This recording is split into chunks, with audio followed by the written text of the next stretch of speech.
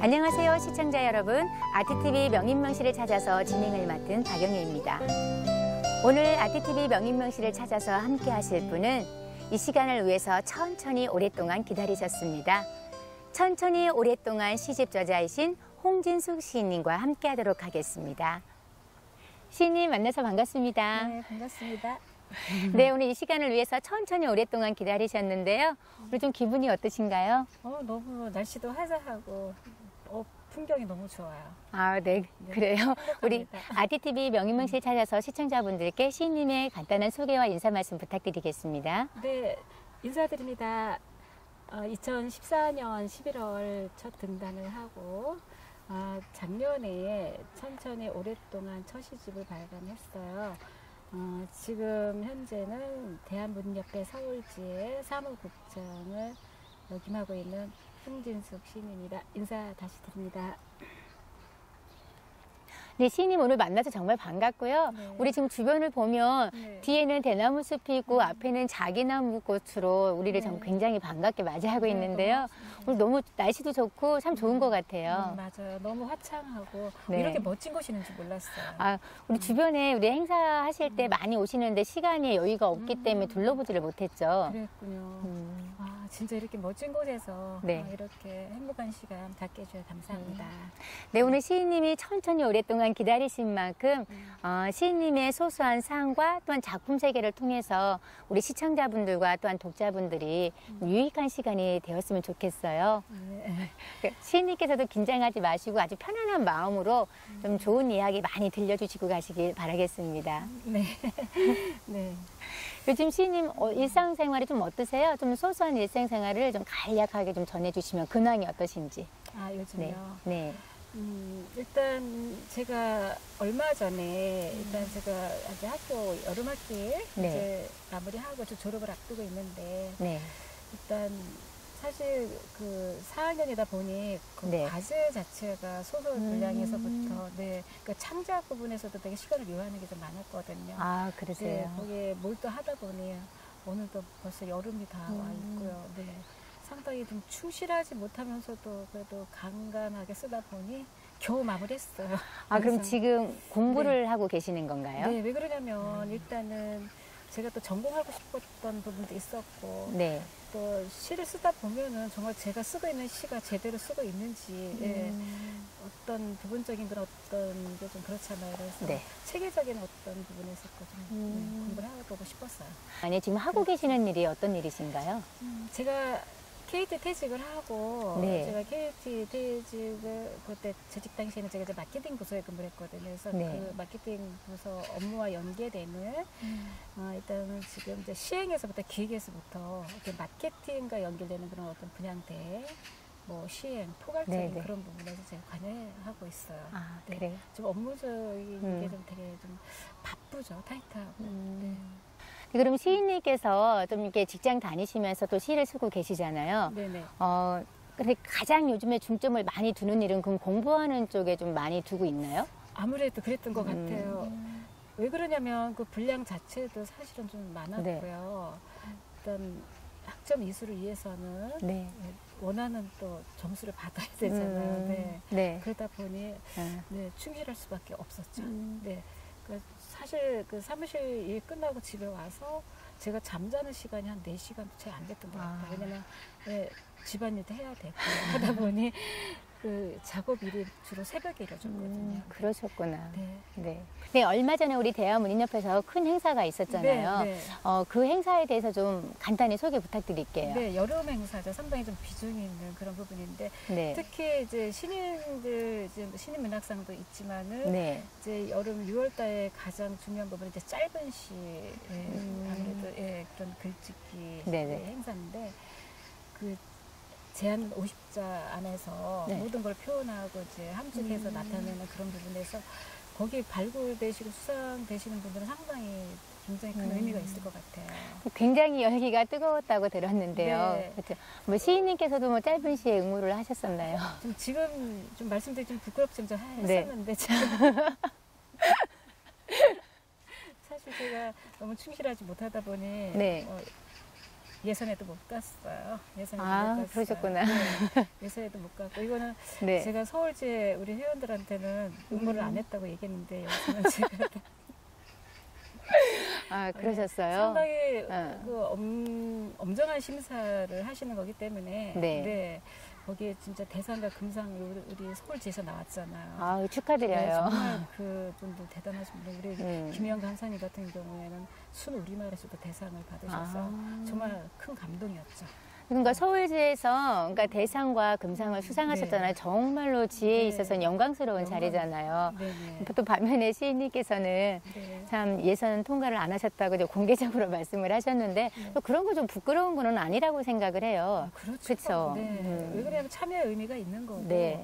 또 충실하게 작품을 냈으면 당연히 됐겠죠. 네. 그렇지만 참여하는 데 또 의미도 있는 거고요. 되게 보면 여름에 짧은 시구는 상당히 보면은 네, 지나고 보면은 거기에 대한 그게 되게 있어요. 후유증이 좀 있죠. 왜 그러냐면 그만큼 의미가 좀 있는 거니까.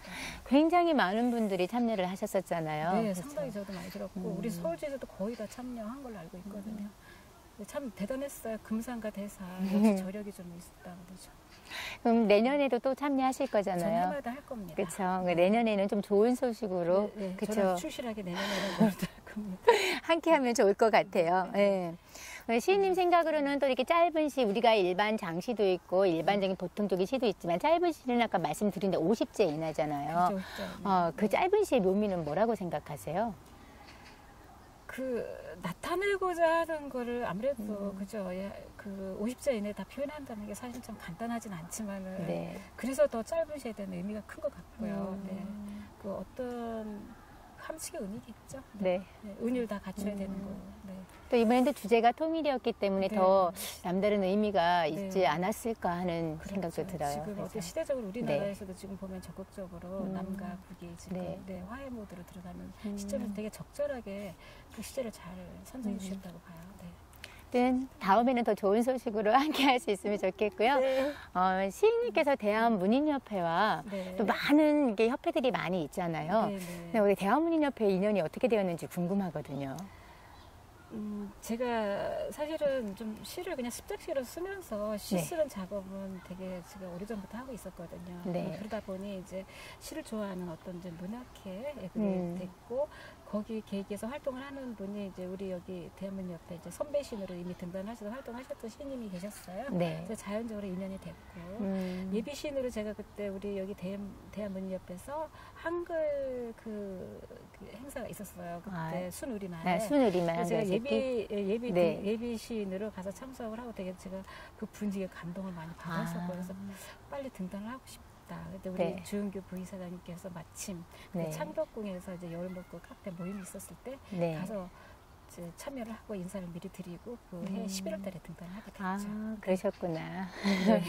또 이게 멀리서 봤을 때와 직접 이제 시인으로 등단을 하고 네. 그러니까 취미로 글을 쓰실 때와 등단 후의 삶은 좀 많이 다른가요? 아무래도 그렇죠. 왜 그러냐면 그냥 습작시 정도로 그냥 나의 그런 어떤 걸 이제 표출하기 위해서 그냥 쓰는 거 하고 네. 이미 등단을 하게 되면 이제 어떤 책임감 같은 게 또 느껴지는 거죠. 그래서 점점 더 이제 공부를 더 해야 되겠다는 그런 어떤 정진 같은 자세, 네 그런 게 좀 갖춰지더라고요. 그러시면서 시인님께서는 이제 등단하시고 조금 있다 바로 문예대학에 들어오셔서 또 공부를 하신 거군요. 그렇죠. 왜 그러냐면 들어와 보니 제가 이제 서재라든가 이게 다니면서 보니까 상당히 정말 그 기량 있는 선배 시인들도 많으셨고 네. 그 댓글을 달면서 참 느끼는 바가 많았거든요. 그런데 마침 또 문예대학 자체 문예대학이 있었어요. 네, 네. 그래서 좀 더 열심히 더 배워보자.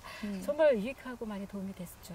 네, 그 교수님들이 심사숙고해서 네. 그 피드백을 시켜주는 과정에서 되게 진짜 제가 많이 컸어요. 네. 여하튼 뭐 문예대학을 하면 또 주제 다양하게 네, 만날 수 있고 내가 시인이지만 그렇죠. 또 다시 기본기부터 배울 수 있다는 점이 참 좋은 것 맞아요. 같아요. 네, 정말 끊임없이 노력해야 되는 그런 어떤 네. 과제를 주시니까 네. 참 좋았던 것 같아요. 네. 그러시구나. 그러시면서 문예대학을 졸업하시고 정말로 이렇게 개인 시집이 나오기까지 네. 뭐 시집 제목대로 천천히 오랫동안 기다리셨잖아요. 그래서 드디어 작년에 천천히 오랫동안 시집 제호를 가지고 출간을 하셨어요. 그 출간을 했을 때 사이에 좀 시간은 흘렀지만 그 기분은 어떤지 정말 그 내신 분만 알잖아요. 그렇죠. 좀 그분들을 함께 나눴으면 좋겠어요. 그 기분을. 그러니까 쉽게 설명드리면은 이제 그 하나하나 이렇게 작품을 이제 완성해 놨던 시들을 네. 하나의 시집으로서 마무리 시점이죠. 네. 마무리 시점이면서 어떻게 보면 또 어떤 출발 시점이 되는 것 같아요. 한 단계적으로. 네, 네. 근데 제가 지금도 가끔 제 시집을 읽어보면은 좀 약간 좀 아쉬운 부분도 많지만 그래도 네. 하나의 어떤 부분적인 마침표를 찍은 거에 대한 그런 보람은 좀 있고요. 네. 이제 한 단계 더 제가 또 성숙해야 되겠죠. 네. 그러니까 지금 말씀드린 대로 마무리되는 불행은 그동안 내가 쌓았던 작품들 하나로 묶어 두었을 때의 마무리지만 또 출발점이라는 부분은 그렇죠. 첫 시집이잖아요. 그렇죠? 앞으로 첫 걸음을 내디딘 거잖아요. 그렇죠. 홍진숙 시인이라는 이름을 걸고 그러니까 다음은 또 2시집, 3시집을 낼 수 있는 기회가 되니까 그렇죠. 참 좋은 것 같고 시인님 말씀대로 참 마음에 안 든다는 거는 우리가 풋풋한 사과로 비교할 수 있겠죠. 이제 좀 덜 익은 것 같기도 하지만 또 어떻게 보면 다시는 쓸 수 없는 시들이 아닐까 하는 생각이 들어요. 나름대로 네. 아쉬운 부분에 그 부족함이 있어도 어떻게 보면 제 자식 같은 시들이죠. 네. 애착을 많이 가져. 지금도 가끔 제가 제 서재에서 그 아쉬운 부분의 시들 네. 이렇게 보듬어 볼 때가 있어요. 네. 그러니까 우리가 아이를 키운다 그러면 첫 아이 키울 때 좀 서투른 면이 네, 많잖아요.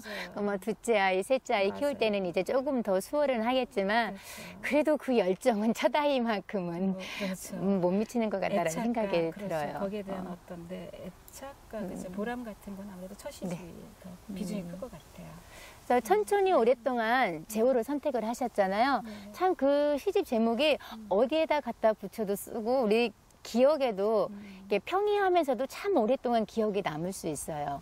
그래서 굉장히 친숙하면서도 참 좋은 것 같은데 어떻게 그 제호를 짓게 되셨나요?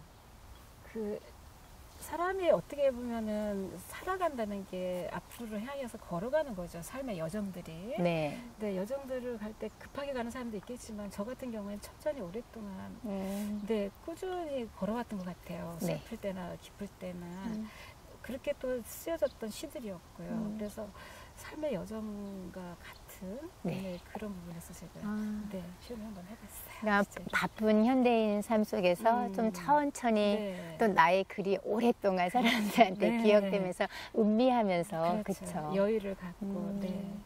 네, 정말 시집이 너무 예쁘게 잘 나왔어요. 정말 그렇죠? 표지인데 마음에 너무 수고 많으셨고 감사드려요. 정말 원하던 색깔이었어요. 네. 네. 어디에도 없는 색일 것 같고요. 네. 그러면서 지금까지 꾸준한 사랑을 받고 계세요. 천천히 오랫동안 시집이. 또 그 비결은 어떤 것이라고 생각되나요? 되게 시를 쓸 때 사람들 보면은 어떤 내면에 어떤 삶의 그런 뭐 좋고 나빴던 순간들이 많이 이렇게 기록이 돼서 그게 작품이 완성되잖아요. 네. 작품이 완성된 그런 부분에서 봤을 때 네, 그게 합치게 되지 않았나. 네. 주로 그러면 시인님의 천천히 오랫동안 시집을 읽는다 그러면 이제 독자들이 읽었을 때 그 팁을 준다 그러면 어떤 관점을 가지고 읽는 게 어느 부분에 중점을 좀 많이 두고 읽으면 도움이 더 많이 될까요? 아, 이럴 수 있겠구나 하는 공감대 부분 있죠. 네. 아, 이 시를 읽었을 때는 아, 이럴 때는 이 화자가 이런 심정으로 이런 시를 썼겠구나. 되게 보면 또 그렇게 공감해 주신 분들이 또 있었어요. 실제로. 그렇게 됐을 때 저도 제 소망이 일단은 읽는 분들이 저와 같은 마음대로 공감을 해줄 수 있는 부분이면 좋겠어요. 그 주로 뭐 이렇게 사랑시를 많이 쓰는 부분도 아니고 또 어떤 분은 가족에 대한 이야기를 많이 네. 또 시로 풀어내시잖아요. 그렇죠. 그럼 시인님 같은 경우는 주로 저도- 어느 분야에 중점을 저는 좀 사랑시라기보다는 네. 아무래도 좀 가족에 대한 애틋함이 많이 들어갔던 것 같아요. 근데 사실 제가 네. 얘기하기 좀 힘든 부분인데 제가 네. 되게 좀 힘든 부분이 하나 있었어요. 아. 자식으로 인해서 그랬던 부분을 제가 누구한테도 얘기를 할 수 없었을 때 저는 네. 글로 속에 표현이 됐었고 그래서 그런 시들이 많이 아마 제 시집 안에는 들어있을 거예요. 또 엄마에 대한 애틋함, 그 노모에 대한 애틋함도 그렇고 그것도 어떻게 보면 한 방면의 사랑의 표현이죠. 네, 그렇죠. 뭐 우리가 사랑을 떠나서는 존재할 수 없는 네. 인간이기 때문에 이제 어떻게 풀어내느냐에 따라서 그래서 이성적인 네. 사랑이 아니라 그거는 가족 간의 사랑이 나름대로 표현이 됐던 것 같아요. 네. 시인님 천천히 오랫동안 시집이 지금도 꾸준한 사랑을 받고 있잖아요. 그 비결은 무엇이라고 생각하세요? 어떻게 보면 좀 시가 쉬워서 그러지 않을까 싶어요. 그러니까 누구든지 읽었을 때 그럴 수 있겠구나. 네. 공감될 수 있는 그런 시들이거든요. 어렵거나 그런 게 뭐 난해하거나 그렇지 네. 않기 때문에 네. 아마 쉽게 누구든지 공감할 수 있는 그런 내용들로 돼 있어서 그러지 않을까 싶어요. 그래도 시인님 시집은 네. 그래도 또 이제 우리가 생각을 할 때는 그러니까 젊은 사람들이 좀 선호하는 게 있고 좀 연세 드신 분들이 또 선호하셔서 하시는 게 있잖아요. 그렇죠. 그럼 주로 층이 좀 다양한 편인가요? 아니면 좀 젊은 독자들한테 더 많이 이렇게 인기가 있는 것 같은가요? 어느 정도는 살았을 연령대 분들이 있죠. 네. 그래서 정말 뭐 날마다 작아지는 시간들이라는 시 내용은 네. 엄마에 대한 그리움이면 그 엄마의 연세를 둔 분들이 공감할 수 있는 거고 또 아들에 대한 애틋함을 적어놨던 그런 시들은 또 그런 자식을 둔 부모들 세대에서 또 공감을 해줄 수 있겠죠. 그러니까 어떻게 보면 그런 나이대, 연령대 그렇게 보시면 되시겠어요. 제가 왜 이 질문을 드렸냐면은 네. 또 시인님 보면 또 주변에 또 젊은 독자들이 많이 있다고 이야기를 들어서 한번 네. 던져본 네. 거예요. 뭔가. 근데 네. 제가 몰랐는데 네. 가끔 저한테 개인 그 카스토리에서 쪽지로 오시는 분들이 네. 그 고급 독자라는 표현 있잖아요. 네. 네, 정말 제가 놀랐어요. 고급 독자들인 분들이 계셨어요. 그래서 제가 이제 함부로 정말 제가 내 맘 베낀 대로 시를 쓰면 안 되겠구나. 왜 그러냐면 네. 그분들이 다 검증을 해주시는 거고 이분들이 이렇게 평가를 해주실 때 제가 좀 많이 부끄러웠거든요. 네. 또 부끄러울 것까지 있을까요? 진짜 못 미치니까 이분들이 상당히 거기에 대한 거를 되게 냉철하게 평가를 해주시거든요. 네. 고급 독자들이라는 분들은 상당히 보면은 책도 많이 읽으시는 분들이고. 이 시인님이 생각하시는 고급 독자분은? 제 기준이에요. 네. 제 기준이죠. 그러니까 그 고급 독자라는 거는 이제 시인님이 시를 읽고 시평을 해주시거나 아니면 그에 느꼈던 부분들을 피드백해 주시는 분들을 말씀하시는 건가요? 그리고 아니면? 어느 정도는 네. 지금 사회 계층에서 또 문인으로 활동을 하시는 분들도 간혹 계시고요. 네. 그래요. 외국에 계시는 분들도 계시고요. 네. 또 이렇게 시집을 출간하시고 또 이제 많은 또 삶이 달라졌잖아요. 그러면서 또 출판 기념회도 함께 하셨는데 네. 참 작년에 저도 함께 거기에 동참했었어요. 근데 너무 좋았던 기억이 나거든요. 그러니까 뭐라고 할까요? 막 화려하거나 그러니까 화려하지는 않은 것 같으면서도 화려하고 또 그렇다고 소박한 것 같지 않으면서도 또 소박하고 가족처럼 따뜻한 그런 느낌이었어요. 네. 그래서 정말 분위기 좋다. 이게 출판기념회구나라는 생각을 들었는데 어떻게 해서 그런 분위기가 만들어졌는지. 그렇게 봐주셔서 너무 감사드리는데 제 꿈이 원래 네. 저는 제가 초대하고 싶은 분들만 네네. 따뜻한 공간에 그 북카페 분위기식으로 해서 네, 정말 따뜻하고 아늑하고 가족적인 분위기에서 하고 싶었거든요. 네. 그래서 100명 미만으로 제가 정말 초대하고 싶은 데만 초대해서 네, 그렇게 됐던 것 같아요. 네. 정말 많은 문우님들도 오셨어요. 네. 그래서 좀 분위기가 굉장히 좋았고, 그러니까 함께 동참이라고 할까요? 출판 기념회는 다양한 계층에서 다양한 분들이 많이 오시기 때문에 솔직히 관심 없는 분들도 계시고, 뭐 이쪽에서는 또 다른 이야기를 하고 하시는데, 시인님 출판 기념회는 다 하나가 돼서 같이 한 곳을 바라보고 되었던 것 같아요. 그러니까 평소에 문우님들하고도 교류가 자주 있으신가요? 그렇죠. 이제는 그 문우님들과의 교류가 제 네. 생활 일상의 거의 80%가 됐다고 봐요. 네, 그러니까 서울 지혜 회원님들 말씀하시는 서울 거죠? 지혜 회원님들도 우리 지혜 회원님들도 그렇지만 네. 우리 대한문인협회 소속으로 계시는 분들도 그렇고 또 네. 타 문인협회에 계시는 분들과도 또 그렇고 어떻게 보면 지금은 일상적인 이런 모임보다는 네. 그러니까 이런 우리 시인님들과 연결된 그런 부분이 제 비중이 좀 많이 있죠. 그러다 보니 아무래도 교류가 될 수밖에 없는. 네, 지금 시간이 흘렀지만 네. 그래도 출판 기념회 끝나고 나서 이제 했을 때와 또 이렇게 안 했을 때 뭐 삶이 달라진 점이 크게 있나요? 그렇죠. 왜 그러냐면 일단은 활자가 된 내 시집이 출간된 뒤에는 어떤 책임감 같은 게 많이 느껴져요. 네. 네, 그래서 그 타인을 바라보는 그런 시각적인 부분에서부터 많이 제가 바뀌고 있는 걸 느끼거든요. 네. 왜냐면 전에 경험해보지 못했던 그런 네. 네, 부분들도 있고요. 그러니까 개인 시집을 출간했을 때는 그런 책임감이 있어요. 그래서 그걸 네. 또 근데 그 시집을 홍보하는 데 있어서 출판 기념회를 함으로써 굉장한 홍보에도 도움이 되나요? 그런 부분에 대해서. 많이 되죠. 네. 그러니까 저를 알지 못하고 제가 알지 못하는 부분에서도 이 책을 네. 통해서 저와 인연이 되고 또 저희 책을 그 교보문고에 가서 구입을 네. 해주시고 네. 또 인증샷까지 찍어주시는 부분들로 봤을 때는 네. 네, 하나의 시집 출간에 상당히 갖다주는 의미가 크다고 봐요. 네. 그러니까 하여튼 정말 좋은 기억으로 네. 남아있어서 참 행복한 추억이라는 생각이 들고 오늘 또 그 인연이 되어서 시인님과 함께 또 아티TV 명인명실을 찾아서 또 초대에 응해주시고 좋은 이야기 들려주셔서 정말 행복한 것 같아요. 제가 감사하죠. 저는 우리 대한문인협회 정말 소속으로서 네. 시인으로서 제가 활동을 하고 있는 것에 대한 그런 감사함이 상당히 커요. 정말 되게 든든하고 버팀목이 되고 있기 때문에 제가 또 당당하게 네. 문인으로서 활동을 할 수 있는 거고 오늘도 이렇게 자리 마련해 주셔서 너무 감사합니다. 네. 시인님께서 또 가장 애착이 가는 한 작품이 있다 그러면 두세 편 정도 소개를 한다 그러면 어떤 작품들이 있을까요? 제 첫 시집 페이지에 있는 와이바 사막의 큰 거북하고 네. 시집 제목이기도 한 천천히 오랫동안 두 편을 꼽고 싶어요. 아, 그러면은 그 여러 편들이 있지만 그 두 편을 대표작으로 한다는 건 특별한 이유가 있지 않을까 싶어요. 네, 먼저 천천히 오랫동안이라는 그 시는 어떤 배경을 가지고 쓰셨는지 좀 말씀 좀 들려주세요.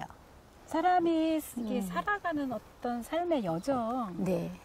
그걸 표현하자면 걸어간다고 저는 표현을 해요. 네, 근데 네. 물론 어떻게 보면 걸어갈 수도 있겠지만은 이렇게 천천히 걸어갈 수도 있겠지만 아니, 네. 급하게 걸어갈 수도 있겠지만은 되도록이면 네. 천천히 오랫동안 여유를 갖고 근데 그 아까 앞부분에서 말씀드렸던 그 제호를 결정했을 때, 그쵸? 그 부분을 가지고, 네. 나의 대표적인 시, 나의 삶을 좀 표현하고 싶다는 그런 이야기네요. 그죠? 또 다른 하나 시는요? 와이바 사막의 큰 거북은 네. 바쁘게 살아가는 그 일상적인 생활 있죠. 네네. 네. 그 벗어날 수 없잖아요. 네. 바쁘게 살아갈 수밖에 없는 그런 일상의 굴레를 네. 그거를 표현한 시예요. 그래도 그거를, 그러니까 와이바의 사막이라겠나요? 네. 이제 그 시를 했을 때 딱 이렇게 우리 심상을 얻는다고 하잖아요. 그 부분은 어디서 얻을 수 있었는지. TV를 보다가 네. TV를 봤는데 그 중동 지역에 있는 그 네. 와이바 사막, 그 오만이라는 나라였거든요. 네네. 그 거북들이 그 땡볕에 그 뜨거운 사막을 꾸준히 기어서 자기 목표를 하고 다시 또 되돌아가는 네네. 이 일상을 우리가 벗어날 수 없는 그런 굴레를 거기서 제가 네. 그래서 혹시 그 중동 지역을 다녀오셨는지 좀 궁금하기도 했거든요. 그래서 시인님께 한번 여쭤봤어요. 그럼 이 두 작품이 가장 애착이 가신다는 거잖아요. 네. 그래도 이 두 작품 중에서도 내가 독자들한테 그래도 시인이면서 육성으로 좀 낭독을 해서 들려주신다 그러면 어떤 작품을 좀 육성으로 부탁해도 될까요? 천천히 오랫동안. 천천히 오랫동안으로. 네. 네. 그러면 시인님 천천히 오랫동안 우리가 시집도 가져왔어요. 네. 이게 표지가 참 너무 예뻐요. 아까 네. 말씀드린 네. 것처럼. 네. 그러면 독자분들에게 천천히 오랫동안 네. 이제 시 하나 낭독해 주시면 네. 참 감사하겠습니다.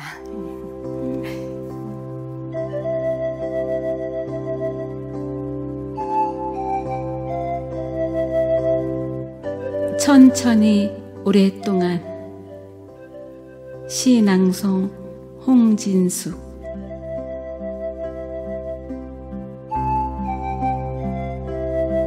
아무도 알 수 없는 길로 시간을 전송하네.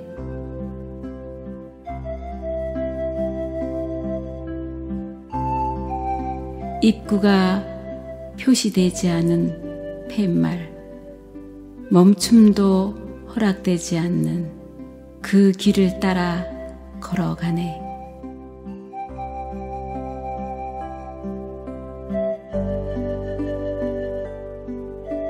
너무 자주 길을 잃고 돌이킬 수 없어 시간은 더 무거워져 갔네.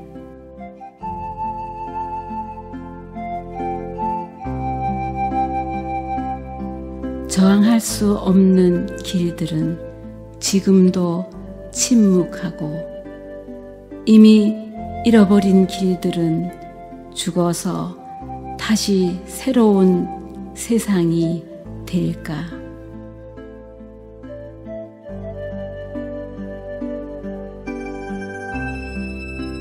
함부로 말할 수 없는 달콤하고 외롭고 깜깜하게 나를 삼키고 잠든 시간들.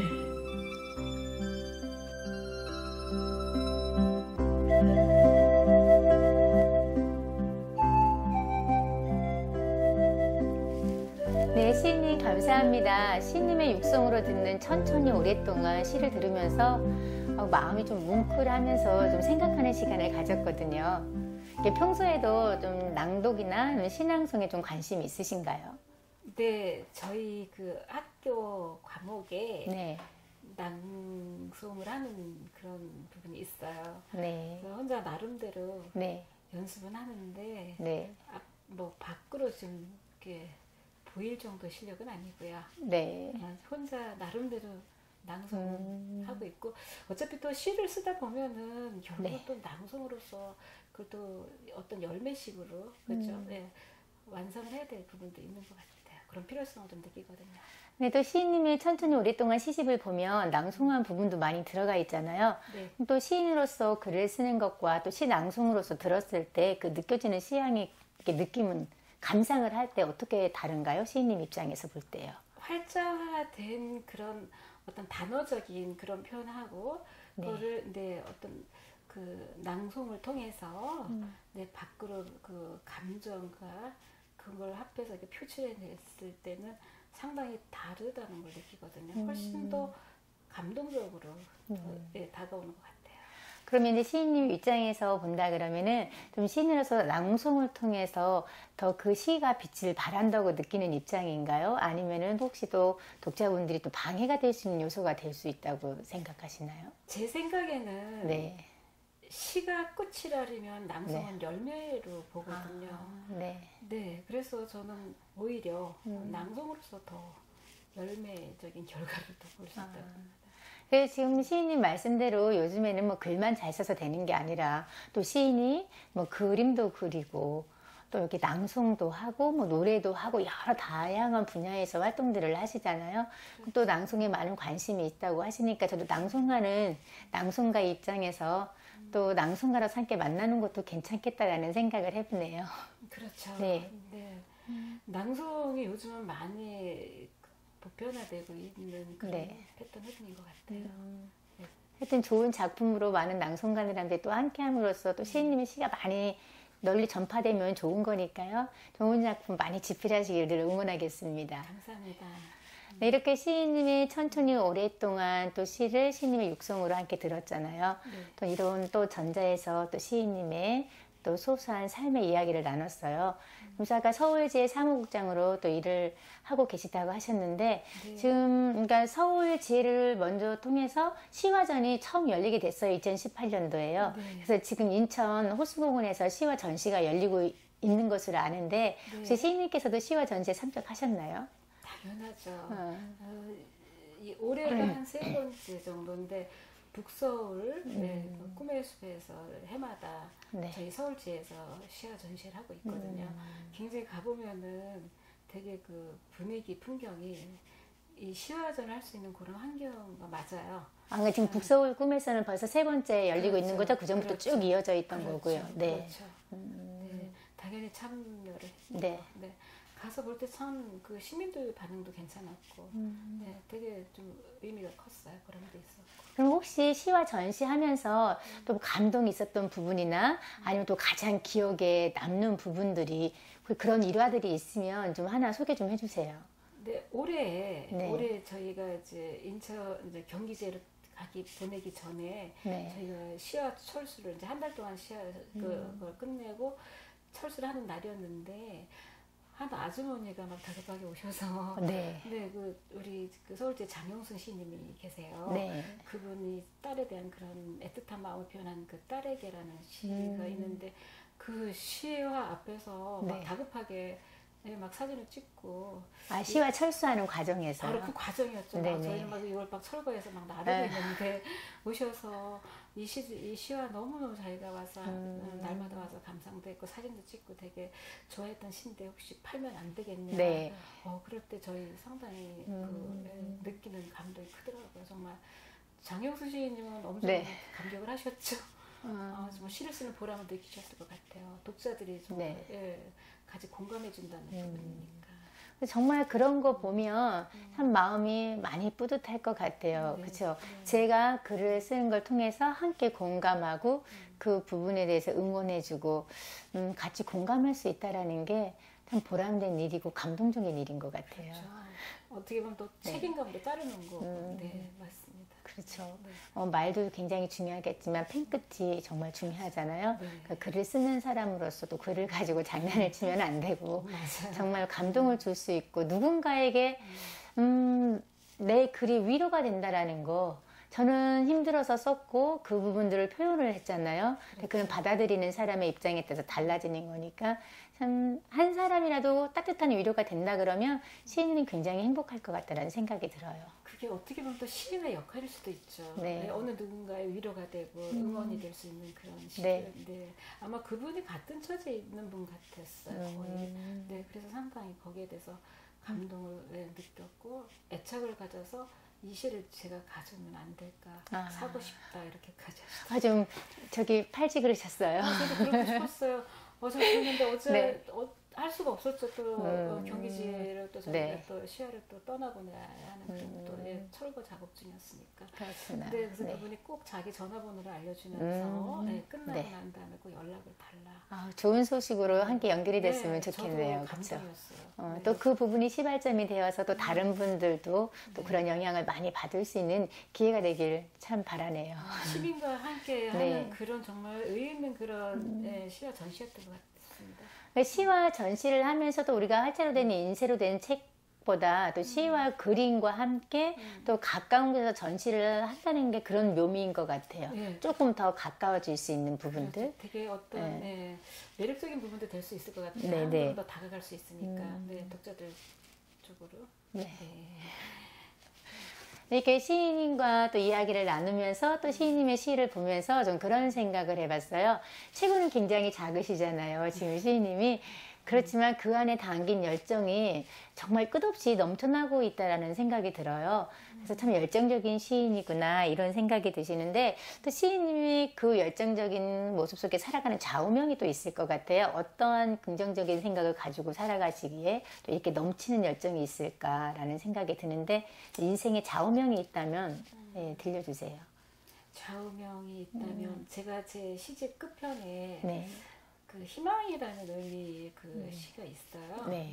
항상 어떤 굴곡적인 그런 삶들이 있을 수도 있잖아요. 그럴 때마다 희망을 생각을 하면은 견딜 수 있었던 거고 견딜 수 있었을 것 같고 희망이라는 단어가 주는 그런 파장의 힘도 굉장히 컸던 것 같아서 저는 어떤 희망을 갖고 있다는 거 그러면 열심히 모든 걸 극복하고 열심히 살 수 있을 것 같아요. 그런 것 같아요. 시인님의 천천히 오랫동안 그러니까 시집을 보면 우리가 글을 쓰면서 좀 어두운 부분들을 쓰시는 분들 있잖아요. 약간 비판적인 글을 쓰시는 분과 아주 좀 우울한 글을 쓰시는 분들도 대중에 계세요. 우리 시인이니까 그런 글을 다양히 쓸 수 있는데 그래도 시인님의 글 속에 보면 따뜻함과 좀 희망적인 이야기들이 좀 많이 있는 것 같아요. 표현하고 싶었어요. 사실은 내면은 안 그렇더라도 누군가 읽는 분이 그 시를 읽고 용기를 갖고 희망을 가질 수 있도록 그렇게 하고 싶었고 또 그러다 보니 저도 또 극복이 되더라고요. 상당히 그 언어가 주는 힘이 좀 있는 것 같아요. 그런 것 같아요. 지금 시인님께서는 뭐 속 내면은 안 그렇지만 그렇게 쓰신다고 하셨는데 제가 독자 입장에서 본다 그러면 아마도 힘들고 어려운 일이 있더라도 그 내면에서 그걸 극복하고 싶은 마음이 있기 때문에 그러니까 누구한테 보여주기보다는 내 스스로가 그런 삶을 살고 싶기 때문에 아마 표현한 것들이 독자에게 공감이 되지 않나 하는 생각이 들어요. 그렇죠. 그렇게 우러나오다 보면 읽는 그런 독자들과 같은 어떤 공감대 형성이 될 수가 있는 거고 그런 위치에 있는 제 시인으로서 그런 또 역할이 참 제가 어떤 데 감사할 때가 있죠. 그래요. 저도 이제 낭송하는 낭송가 입장에서 보면 제가 공감되는 작품이 있고 솔직히 낭송을 하면서도 이건 좀 나와 공감이 되지 않는 부분도 있을 수 있어요. 그래도 우리는 또 그걸 또 표현해내고 그분의 또 심상을 읽을 수 있는 부분들이 있잖아요. 저마다의 이제 가치관이 다르니까 그렇긴 하는데 참 멋지세요. 그래서 그러면 홍진수 시인님께서는 시를 쓰실 때 이 시 쓰는 작업을 어떤 거에 비유를 한번 해보고 싶으세요? 시 쓰는 작업은 어떤 중독성 같은 거 같아요. 중독성요. 그러니까 시가 시인님께 주는 중독성, 뭐 없어서는 안 될 뭐 그렇죠. 그런 뭐 친구 같은 거나 부모님 같은 그런 존재라고 그렇죠. 볼 수 있나요? 그 누구에게나 표현할 수 없고 나타낼 수 없고 털어놓을 수 없을 때 네. 묵묵히 곁에서 들어주는 그런 어떤 무언의 친구 같은 그런 어떤 작업이랄까요? 네.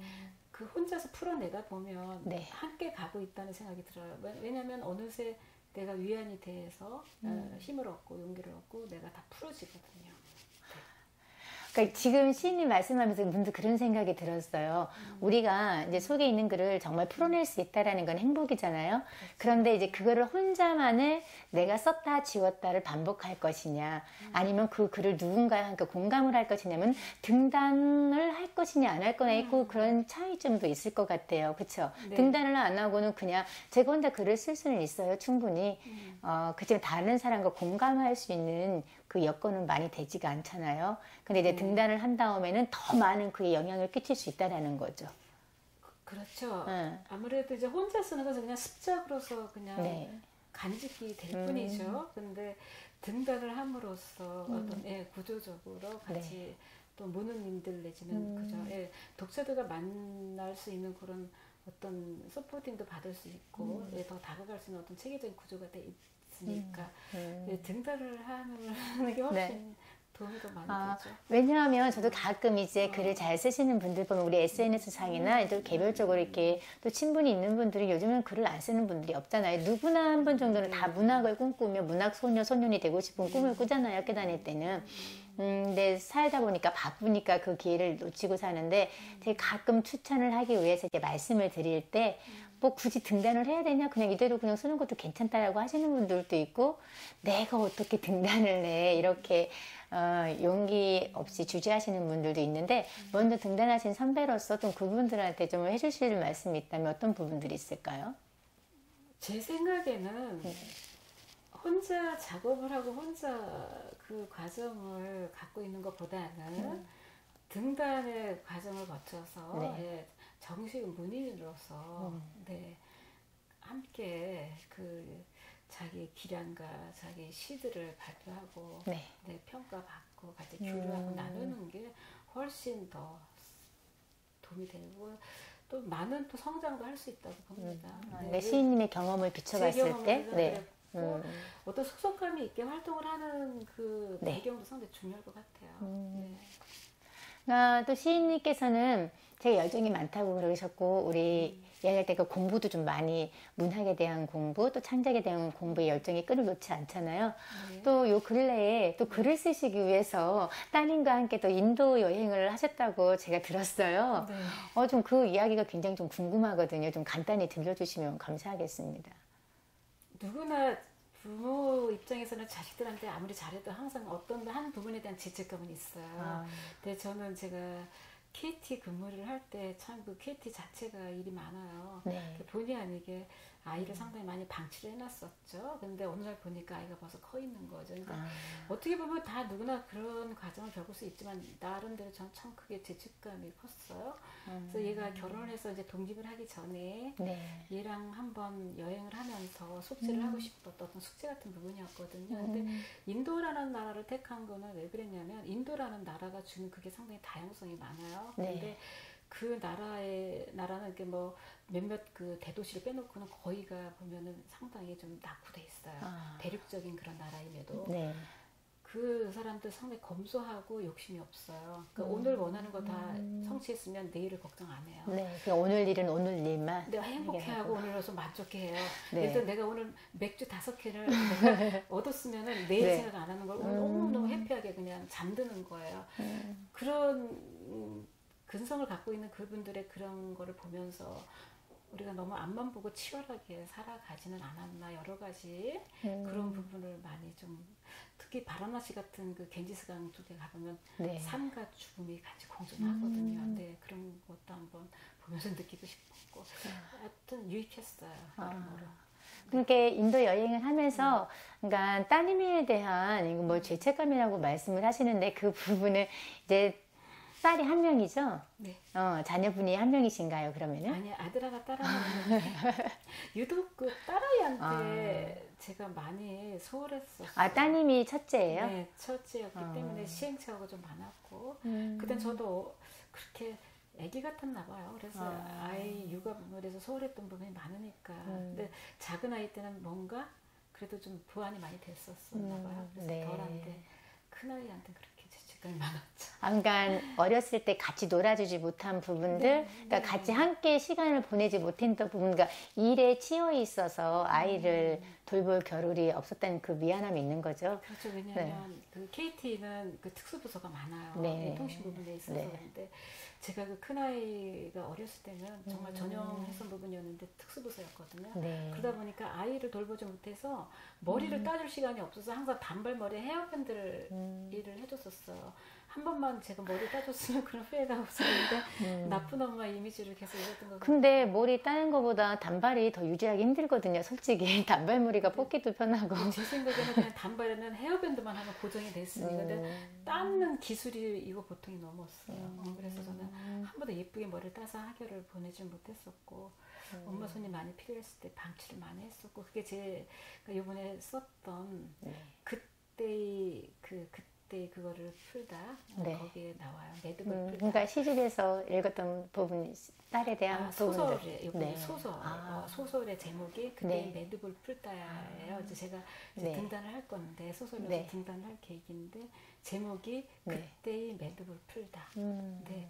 그래서 이번에 같이 오랫동안 한 15일 동안 여행을 하면서 많은 얘기를 나눴고 서로 각자 가슴에 남았던 그런 네. 좀 숙제 같은 부분에 매듭을 풀었죠. 네. 기억에 남는 게 굉장히 따님이 아름다웠던 기억이 나요. 출판 기념회 때 그러면서 늘 엄마를 존경하고 엄마의 영원한 팬이라고 했던 기억이 나는데 또 딸은 그렇게 생각을 안 하는데 엄마의 입장에서는 또 직장 다니는 엄마라면 그런 고민은 안 한 사람은 없겠죠. 그렇죠. 누구나. 근데 유독 이상하게 애증적인 그런 부분에서 걸리는 네. 게 많았어요. 근데 지금 말씀하신 것처럼 네. 그 애는 열심히 살아가기 위한 내가 엄마를 멋있게 보기 위한 네. 그런 어떤 한 과정이었기 때문에 자기는 괜찮다고 얘기를 하더라고요. 근데 네. 제 나름의 그런 거였겠죠. 그럼 이제 공식적인 질문일 수 있는데요. 시인님께 시란 무엇인가요? 시란 저희 삶의 일부분이죠. 그러니까 습관처럼 글을 쓰고 시를 쓰거든요. 네.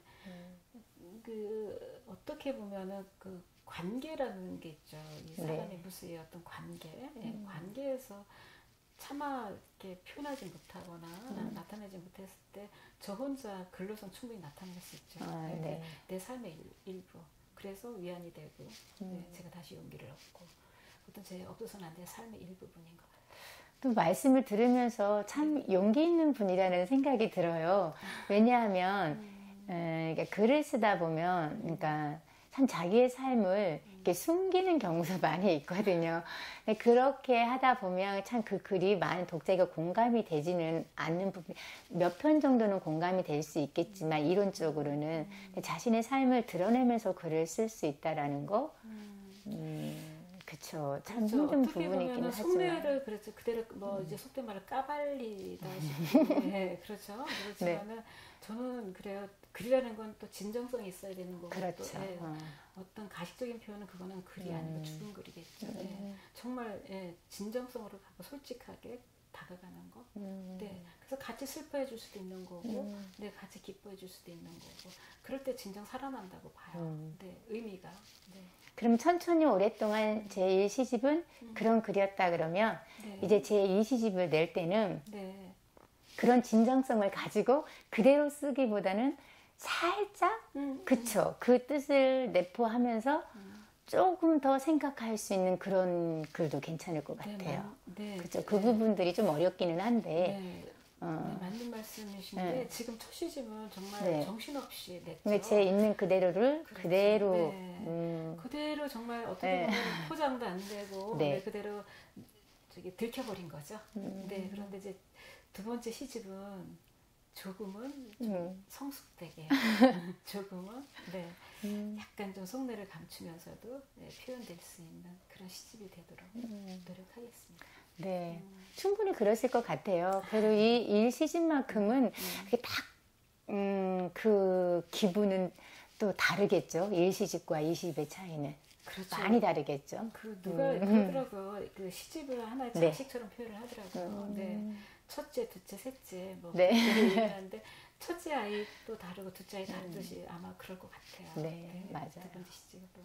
하여튼 기대하겠습니다. 또 두 번째 시집도 나오기를. 네. 네, 오늘 이렇게 좀 장시간 동안 또 짧다면 짧은 시간이고 또 길다면 길게 볼 수 있는 시간인데 좀 어떻게 마음 편하게 함께 하셨나요? 너무 행복했어요. 이렇게 정말 이렇게 네. 멋진 시간과 행복한 시간. 이렇게 정말 이렇게 저를 네. 내보일 수 있는 이런 자리 영광이죠. 쉽지는 않잖아요. 그쵸? 않죠. 1대1로 이렇게 독자와 네. 시청자분들과 함께 할 수 있다는 기회가 그럼요. 네, 정말 너무 이렇게 소중한 자리 마련해 주신 네. 네, 이사장님 감사드립니다. 네. 네, 또 이렇게 멋진 자리에 함께 참여해 주셔서 너무 감사드리고요. 제가 시인님 보면서 이렇게 따님에 대한 미안한 마음이 굉장히 많다고 하셨는데 이제 그 매듭을 푸셨잖아요. 네. 또 오늘 이 자리를 통해서 따님한테 길게 말고 간단하게 영상 편지를 쓸 수 있는 시간을 드릴게요. 카메라 한번 보시면서 따님에게 영상 편지 한번 보내보세요. 사랑하는 딸, 지금 여행 중이지. 부족한 엄마를 롤 모델로 생각해줘서 고마워. 더 열심히 노력할게.